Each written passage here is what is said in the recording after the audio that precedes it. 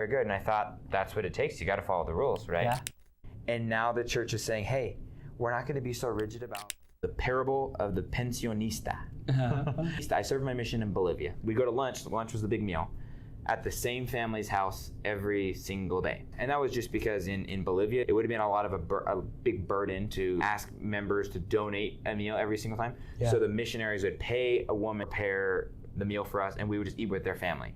I remembered seeing my mom cook. My mom's a good cook, but I remember seeing my mom cook before my mission, and she is the type who would like scoop out the baking soda and like brush it off, even it out, level it out. This is the half teaspoon. Okay, now for the brown sugar, it says packed, so she's packing it all in and leveling it out and doing it all right, and like all the things exactly to a T. Wow. And it came out very good.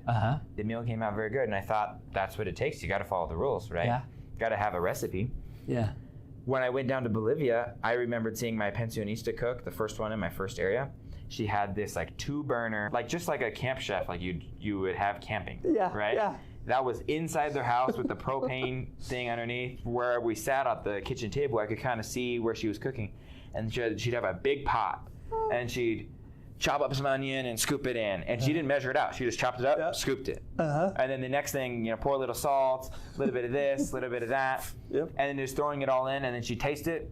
Okay, a little bit more of this, a little bit more of that. And then it came out really good. And I remember thinking, how could she do that? I didn't see a piece of paper in the whole kitchen, in terms of like a recipe that she was following. She just kind of knew, right? Yeah. And I think the church, in a lot of facets, is going through this parable of the pensionista that I went through, where we're used to following a recipe. Yeah.